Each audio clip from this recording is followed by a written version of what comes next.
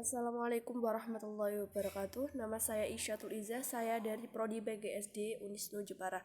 Di sini saya akan menerangkan tentang model pembelajaran Inquiry Based Learning atau yang disebut IBL. Model pembelajaran IBL merupakan suatu pendekatan yang menggunakan dan mengacu pada suatu cara untuk mempertanyakan, mencari pengetahuan, atau mempelajari suatu gejala. Inquiry yang berarti mengadakan penyelidikan, menanyakan keterangan, dan melakukan pemeriksaan menurut Eccles dan Sadley. Menurut Gulo, inquiry berarti pertanyaan atau pemeriksaan penyelidikan. Berdasarkan beberapa pengertian tersebut, dapat disimpulkan bahwa pembelajaran IPL merupakan suatu pembelajaran yang mampu melibatkan anak langsung ke dalam kehidupan nyata dengan melakukan penyelidikan sendiri makna dan tujuan dari suatu materi pembelajaran. Menurut Sanjaya, model pembelajaran inquiry adalah rangkaian kegiatan pembelajaran yang menekankan pada proses berpikir secara kritis dan analisis untuk mencari dan menemukan sendiri jawaban dari suatu masalah yang dipertanyakan. Menurut Piaget, model pembelajaran inquiry adalah model pembelajaran yang mempersiapkan anak pada situasi untuk melakukan eksperimen sendiri secara luas agar melihat apa yang terjadi, ingin melakukan sesuatu, mengajukan pertanyaan-pertanyaan, dan mencari jawaban sendiri, serta menghubungkan penemuan yang satu dengan penemuan yang lain, membandingkan apa yang ditemukan dengan yang ditemukan anak lain. Berdasarkan pendapat di atas, dapat disimpulkan bahwa pembelajaran inquiry adalah model pembelajaran yang mempersiapkan anak pada situasi untuk melakukan eksperimen sendiri, sehingga dapat berpikir secara kritis untuk mencari dan menemukan jawaban dari suatu masalah yang dipertanyakan. Ada 3 konsep kegiatan pembelajaran yang dapat dijalankan dengan IBL. Yang pertama, kegiatan rasional. Yang kedua, kegiatan eksperimental. Yang ketiga, kegiatan penemuan atau discovery. Kegiatan rasional.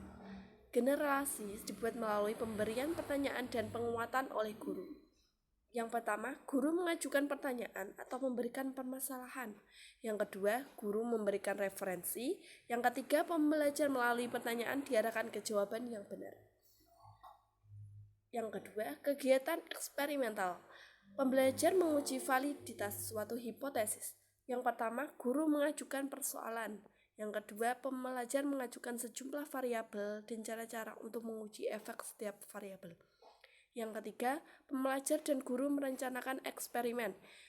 Yang keempat, pembelajaran melakukan eksperimen, mengumpulkan data, menganalisis data, dan menarik kesimpulan.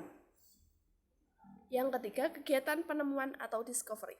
Pembelajar mengeksplorasi konsep secara langsung. Kegiatan ini meliputi 3 tahap.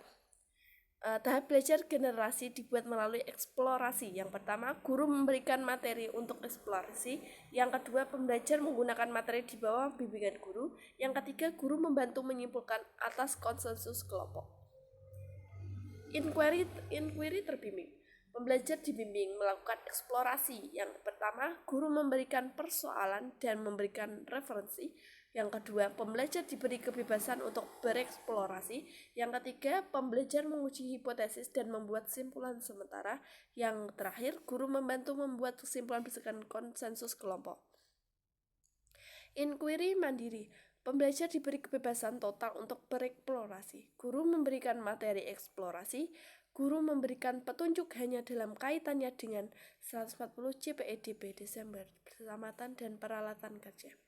Yang ketiga, pembelajaran melakukan eksplorasi berdasarkan kemampuan mereka sendiri.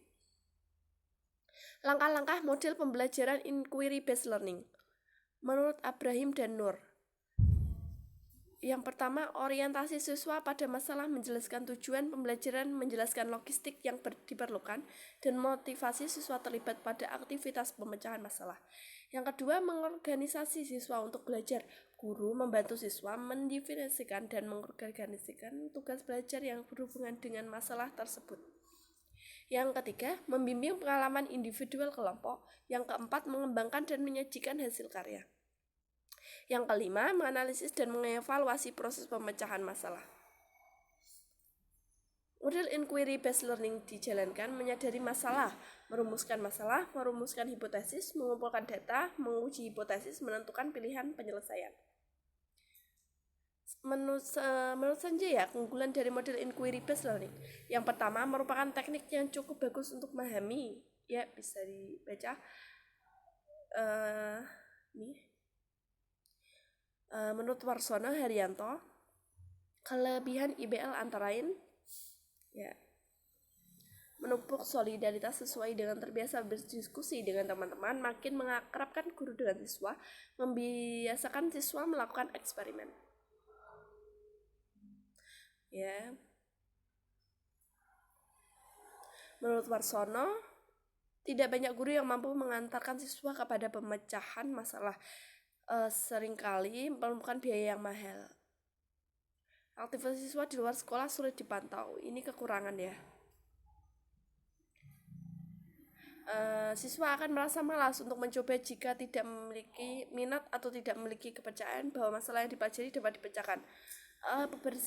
Pembelajaran IBL membutuhkan cukup waktu untuk persiapan. Dan tanpa pemahaman pada siswa mengapa mereka harus berusaha untuk memecahkan masalah yang sedang dipelajari, maka siswa tidak akan belajar apa yang mereka ingin pelajari.